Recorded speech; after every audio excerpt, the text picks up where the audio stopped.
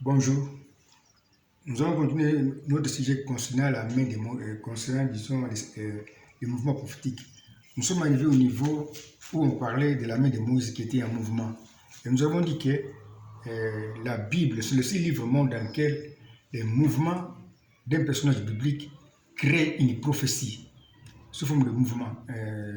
C'est pour nous avons commencé par montrer un petit dessin. La Bible, c'est le seul livre au monde. Ça va, hein? Nous avons dit que la Bible, c'est le seul livre au monde dans lequel les mouvements d'un personnage biblique créent une prophétie. Une prophétie sous forme de mouvement que nous pouvons représenter par une flèche qu'on appelle flèche de mouvement prophétique. Ce sont ici les choses que Dieu m'a enseignées lui-même, l'auteur de la Bible. C'est pourquoi je vous invite à bien suivre ce que je veux dire. Nous disons que la Bible, c'est le seul livre au monde dans lequel on trouve, dans lequel le personnage biblique, les mouvements d'un personnage biblique créent une prophétie sous forme de mouvement. Nous pouvons représenter ces mouvements prophétiques sous la forme d'une flèche, qu'on appelle flèche de mouvement prophétique. Or, chaque mouvement que nous avons représenté ici par une flèche a un départ que nous pouvons appeler A, et aussi une arrivée qu'on peut appeler B. Voyons maintenant ces beaux dessins qui nous montrent que la même flèche qui est partie de A jusqu'à B est devenue un signe de liaison qui a uni A et B, c'est-à-dire qui a uni le départ et aussi l'arrivée B. La même flèche ici est devenue, dans la pensée de celui qui existe par lui-même, le pasteur, signe de l'unité, qui a uni A et B qui étaient différents. Je répète ce que j'ai dit ici. Chaque mouvement que nous avons représenté ici par une flèche de mouvement a un départ qu'on peut appeler A et aussi une arrivée B. Le point A et le point B sont deux points différents. Mais celui qui existe par lui-même, parce que lui regarde à une même chose qui appartient aux choses qui sont différentes, il regarde à cette même flèche qui unit A et B. C'est pourquoi il dit que voilà, cette flèche ici qui unit A et B est un signe de liaison, ou bien le passé, signe de l'unité qui unit A et B. Nous pouvons alors représenter maintenant le mouvement ici, le chemin ici autrement, comme si après. Voici notre point A qui est différent du point B. Voici aussi notre point B. À la droite de chaque marié, nous avons ici un chemin de mariage. Un chemin qui montre le mariage de A et B. À la droite de chaque marié, nous plaçons maintenant le pasteur signe de l'unité, qui est ici la même flèche de mouvement. Même flèche de mouvement. Ici aussi, même flèche de mouvement.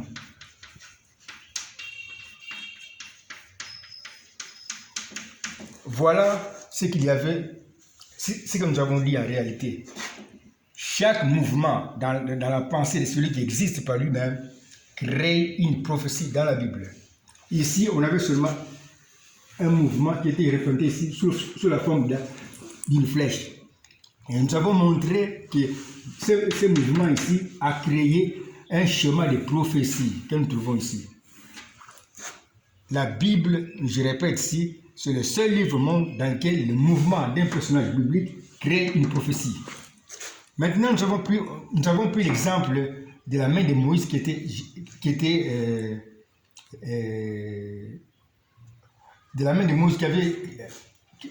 partie depuis le sein de Moïse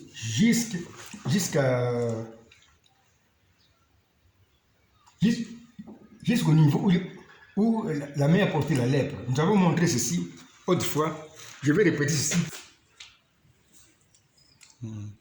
Nous avons vu que Dieu avait parlé à Moïse en lui disant que voilà, qu'il puisse mettre sa main au niveau de son sein. Moïse a mis sa main au niveau de son sein. Après, Dieu lui dira de retirer sa main depuis son sein. Quand Moïse a retiré sa main, alors cette main a porté la lèpre.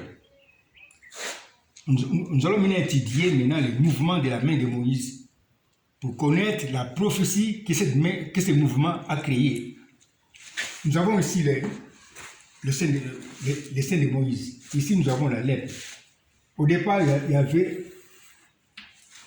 le sein de Moïse. La main de Moïse était au niveau du sein de son sein.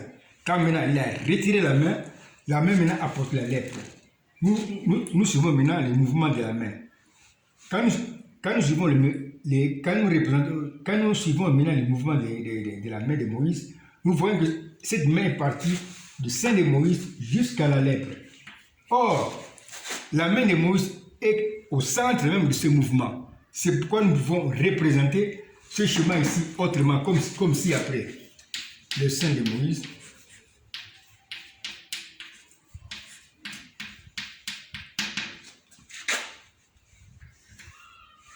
Au centre même, au milieu même de ce mouvement, il y a la main de Moïse. Ici, nous avons la main de Moïse qui est au milieu de ce mouvement. Ici, nous avons la lèpre.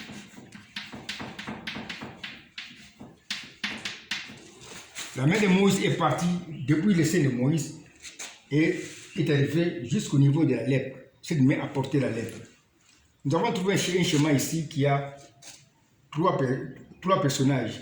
Le sein de Moïse, la main de Moïse et aussi la lèpre. J'appelle ça des personnages pour bien comprendre les choses. Maintenant, puisque le mouvement ici, qui est représenté par la flèche, est devenu un signe de liaison, nous allons représenter maintenant la prophétie qui est créée par ce mouvement, comme si après. Le sein de Moïse.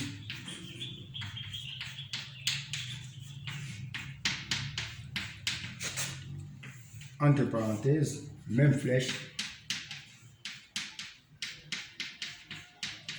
de mouvement, et la main de Moïse,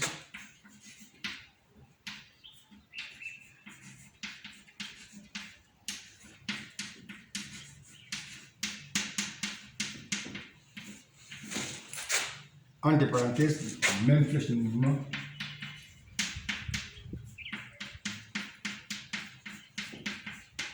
enfin la lèpre.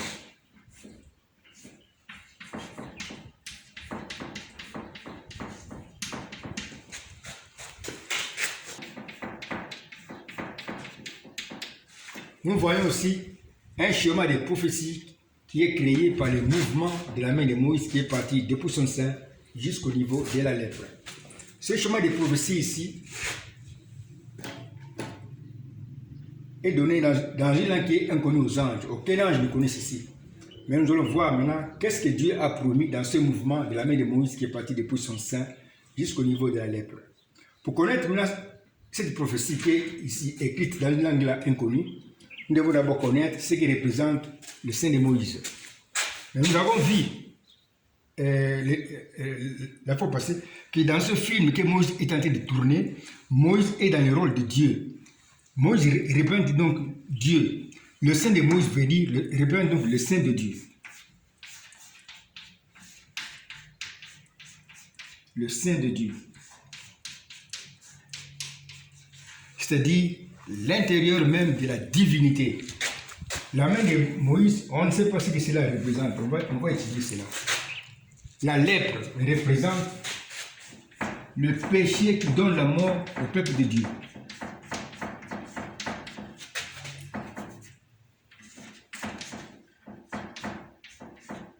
Il donne la mort au peuple de Dieu.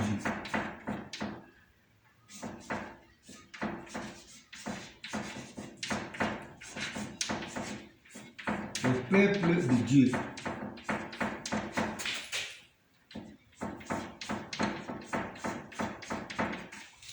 Voilà, nous avons trouvé ici le chemin des prophéties qui était caché dans la pensée de Dieu, mais qui était créé par le mouvement prophétique de la main de Moïse qui est parti depuis son sein.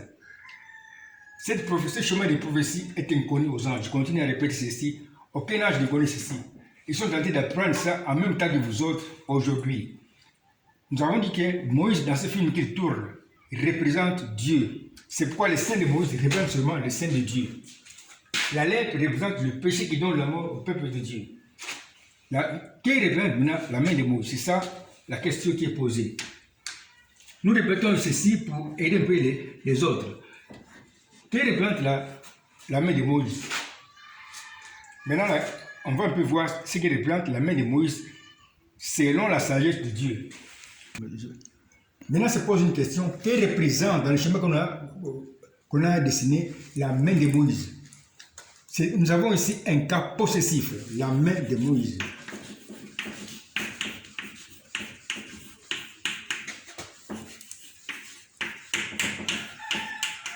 Nous avons ici un cas possessif, la main de Moïse. C'est comme on peut dire la parole de Dieu. Ici, nous avons un cas possessif.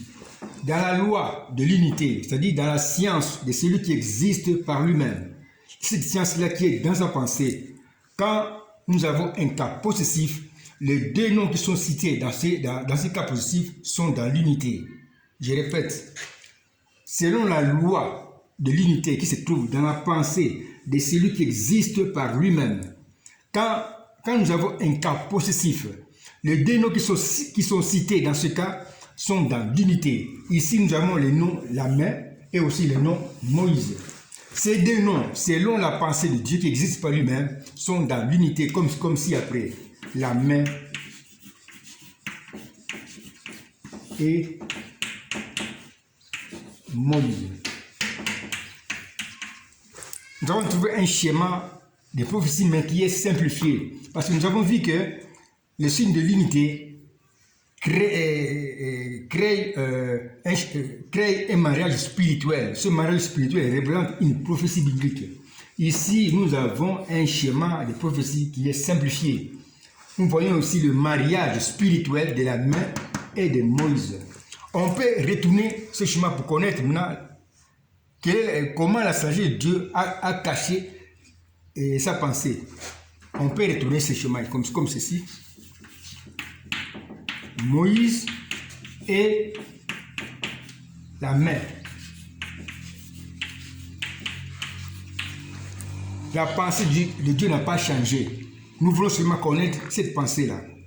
Ici, on avait la main et Moïse qui sont mariés. Ici, c'est la même chose. Moïse et la main sont mariés. Mais quelle est maintenant la pensée de Dieu dans la main de Moïse, qui est ici donnée sous forme d'un cas possessif? Moïse, nous avons vu, représente Dieu dans ce film qui tourne. Moïse représente Dieu. La main représente la chair humaine.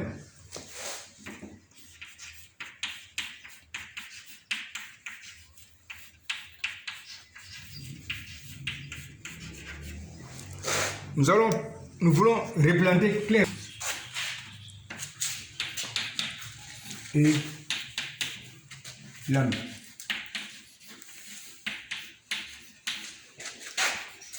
Moïse, nous avons dit que Moïse représente Dieu. Ça, c'est Dieu qui a montré ceci. La main représente la chair humaine.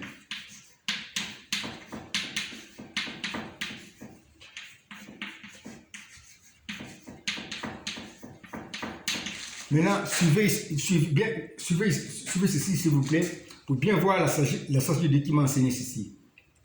Puisqu'ici, nous avons la liaison, ici aussi, il y a une liaison. Voici maintenant, dans la pensée de Dieu, la prophétie qui était donnée sous forme de la main de Moïse. Dieu sera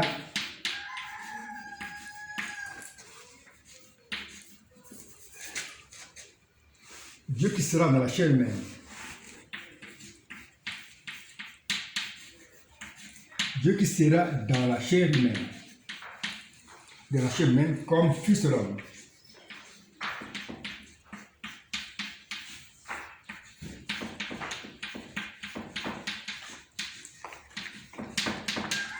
Nous avons trouvé dans la pensée de celui qui existe par lui-même ce qu'il avait caché sous la forme de la main de Moïse. La main de Moïse représente Dieu qui sera dans la chair humaine comme fils de l'homme. Maintenant que nous connaissons ce qui représente la main de Moïse, nous pouvons maintenant revenir à notre schéma de prophétie qui est créé par le mouvement prophétique de la main de Moïse. Nous venons ici.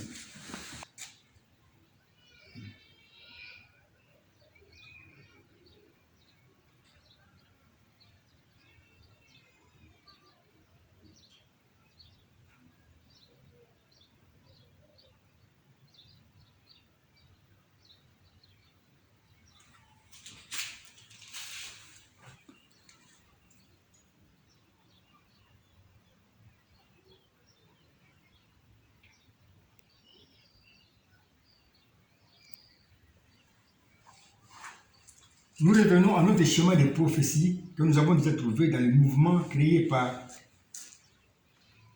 la main de Moïse. Voici maintenant notre prophétie qu'on va lire.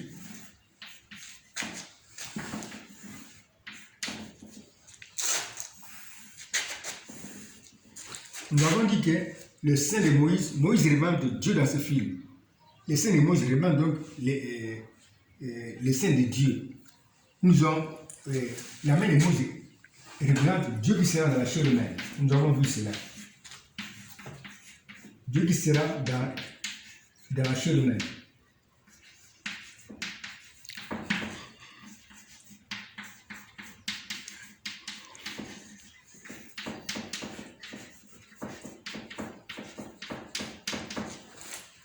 Pourquoi?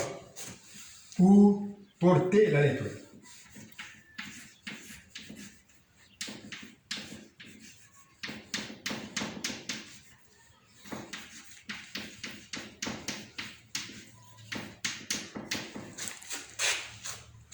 Maintenant, voici la prophétie. Parce que la main de Moïse est partie depuis son sein, selon la parole de Dieu. La parole de Dieu. Quand Moïse a retiré sa main, cette main maintenant est devenue à porter la lettre. Voici la prophétie. Depuis le sein de Moïse. Depuis le sein de Moïse. Depuis le sein de Dieu. Depuis le sein de Dieu.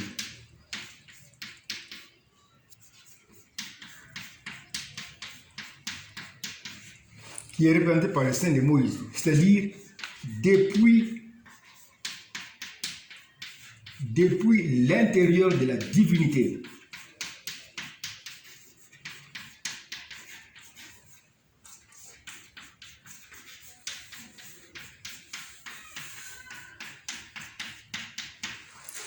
Viendra le Messie.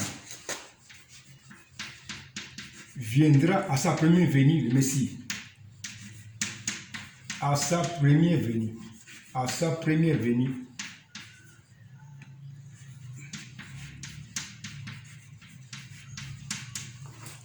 Qui sera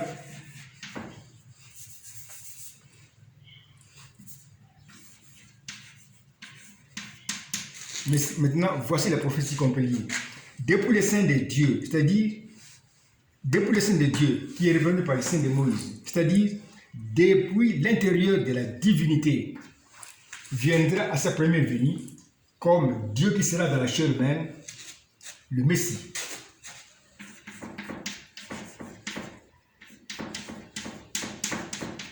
Pourquoi? Pour porter la lèpre, c'est-à-dire le péché qui donne la mort au peuple de Dieu. C'est-à-dire le péché qui donne la mort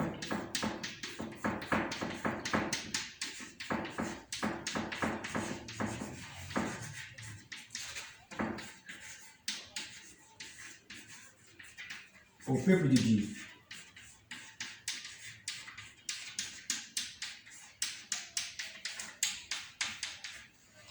Point. Alors, Dieu qui sera le Messie. Dieu qui sera le Messie. Dieu qui sera le Messie mourra à la place de son peuple, comme un sacrifice.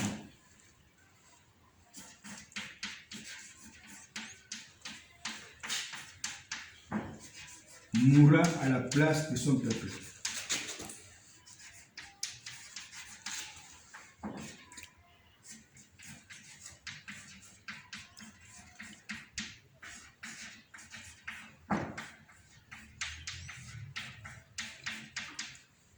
Comme un sacrifice.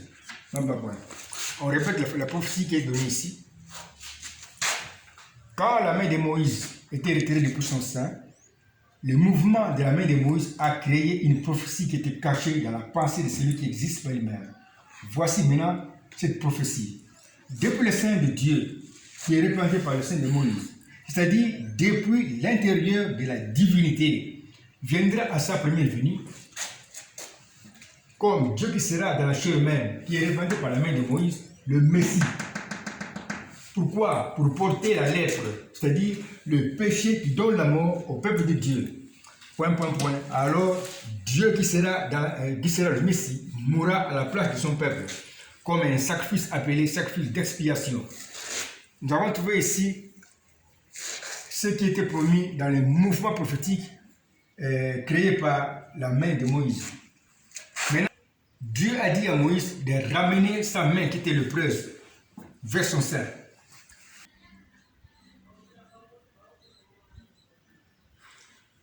Maintenant, parlons du mouvement de retour de la main de Moïse vers le sein de Moïse. Parce que Dieu a dit à Moïse de ramener sa main qui portait la lèpre vers son sein. Or, nous avons vu que chaque mouvement dans la pensée de celui qui existe par lui-même crée une prophétie. Nous allons maintenant chercher à savoir quelle est la prophétie qui était cachée dans ce mouvement retour vers la main, vers le sein de Moïse. Voici notre flèche, le mouvement. Ça, c'est une flèche de mouvement retour de la main de Moïse.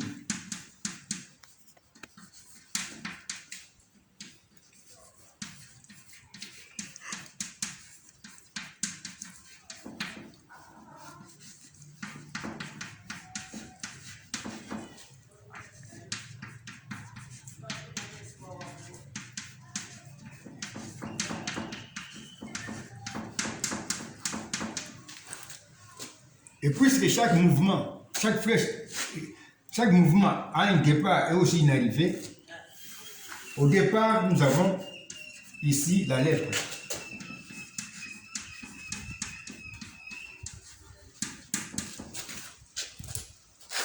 À l'arrivée, nous avons ici le sein de Moïse.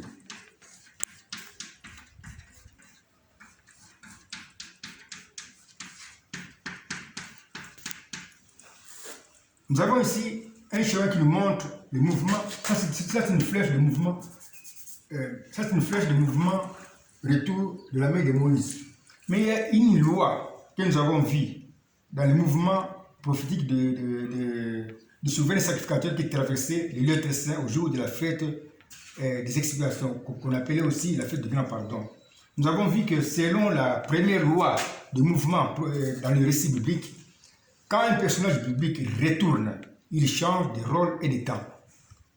Il change aussi le rôle de tous les éléments qui se trouvent dans les tableaux. Nous avons vu cela quand nous avons fait l'étude du mouvement du souverain sacrificateur qui entrait dans le lieu très saint au jour de la fête du grand pardon. À son retour, à son allée, il était dans le rôle du Messie, de l'homme Jésus qui entrait dans le lieu très saint avec son propre sang, c'est-à-dire avec son propre témoignage d'avoir répandu le sang à l'autel de la croix. Quand maintenant le souverain sacrificateur quittait le lieu très saint pour entrer vers le parvis, à ce moment-là, il y a la loi qui est appliquée, la première loi du mouvement du récit biblique. Le souverain sacrificateur qui était d'abord dans le rôle de l'homme Jésus est maintenant dans le rôle de l'ange qui descend, mais qui a laissé son propre corps de chair là-bas au ciel sur le trône. Maintenant, nous savons que au sens retour de la main qui porte la lèpre, cette main-là qui porte la lèpre est au centre même du mouvement. C'est pourquoi nous mettons aussi au milieu de cette flèche de mouvement la main de Moïse qui porte la lèpre.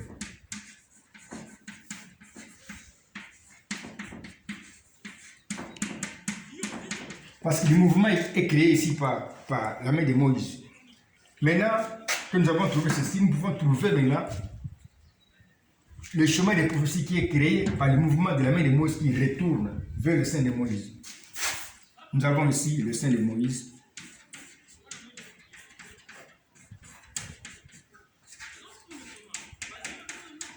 Avec à droite la même flèche de mouvement.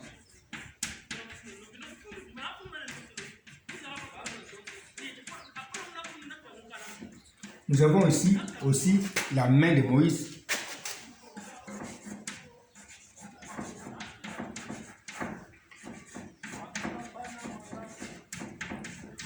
Avec à droite la même flèche, parce que la même flèche ici, c'est le pasteur, signe de l'unité qui unit tous les éléments qui sont dans le tableau.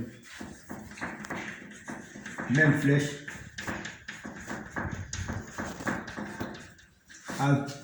Avec aussi la lèpre.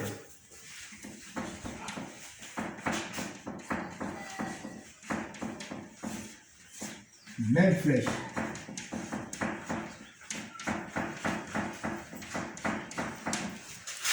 Voilà, c'est un peu ça. Nous avons trouvé maintenant le chemin des prophéties que nous avons ici, qui était caché dans les mouvements retour de la main de Moïse qui rentre vers le sein de Moïse. Maintenant, pour lire cette prophétie, nous devons d'abord connaître ce qui représente chaque chose, parce que au sens retour, tous les éléments ont changé de rôle. La lèpre, au départ, ici nous avons la lèpre. Au départ, quand Moïse avait retiré sa main depuis son sein, la lèpre était dans le rôle du péché qui donne la mort au peuple de Dieu. Mais au sens retour de la main vers le sein de Moïse, la lèpre change de rôle et de temps.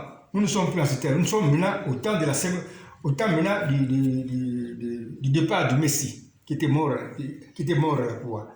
Ici, la lèpre est maintenant dans le rôle d'une fonction, on va mettre ça après, de la fonction que le Messie va continuer à exercer au ciel. La main de Moïse, nous savons cela, c'est Dieu qui sera dans le chair humaine, comme fils de l'homme. Mais comment expliquer maintenant cette main-là qui porte l'herbe, qui rentre au ciel?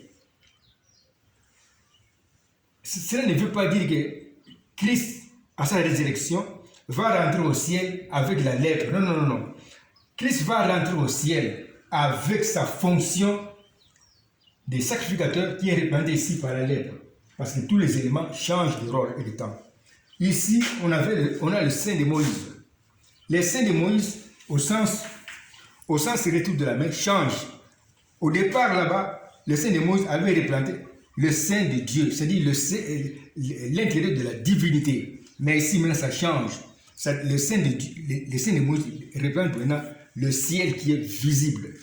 Nous allons maintenant reprendre cela clairement.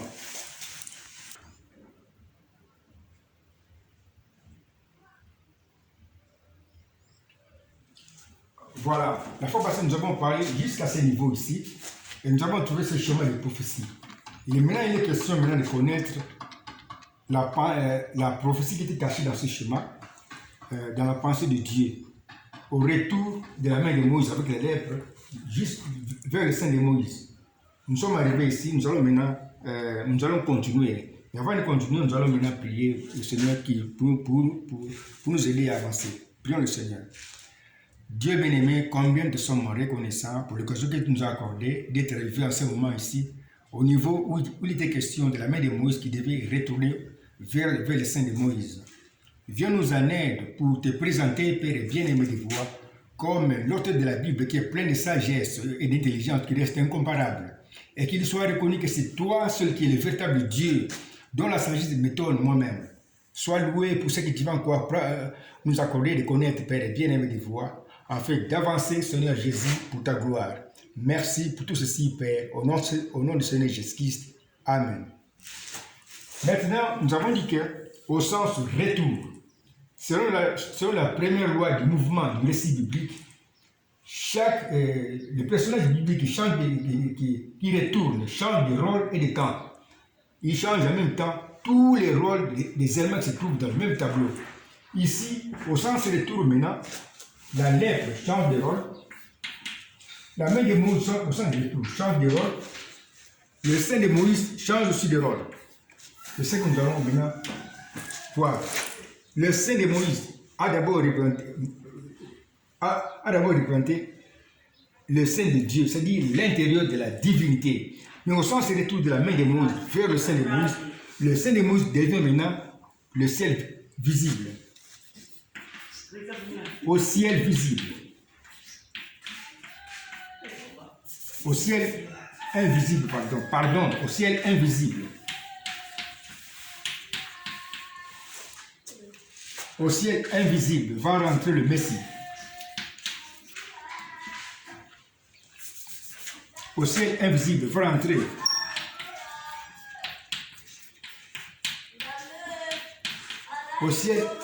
au ciel invisible qui est représenté par le sein de Moïse, va rentrer après sa mort et sa résurrection.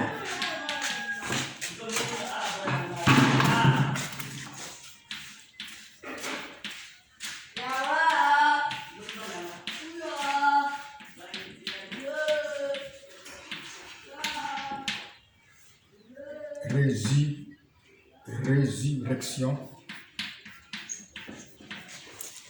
Dieu qui sera dans la chair humaine, qui est représenté par la main de Moïse. Dieu qui sera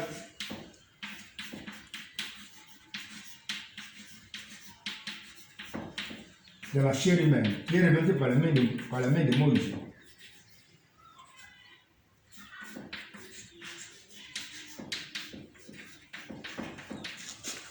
Mais qui sera avec la lèpre.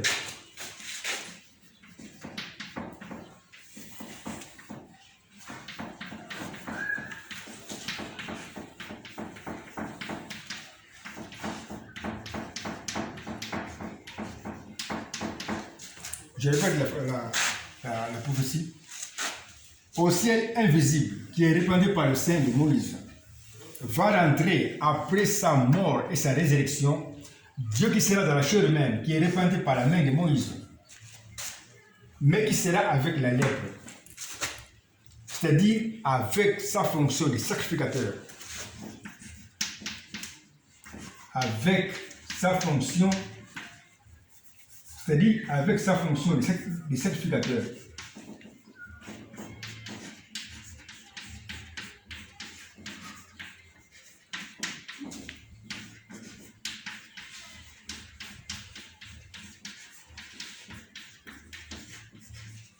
Qu'il va continuer à exercer au ciel.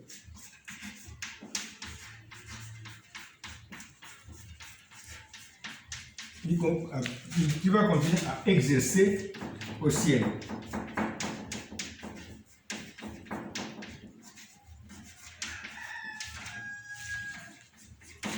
Voilà, nous avons trouvé la pensée de Dieu qui était cachée dans le mouvement retour de la main de Moïse vers son sein. Le Seigneur montre ici ce qu'il avait caché comme prophétie. Au ciel invisible, qui est représenté par le sein de Moïse, va rentrer après sa mort et sa résurrection, Dieu qui sera dans la chair humaine, qui est représenté par la main de Moïse, sans retour, mais qui sera avec la lèpre.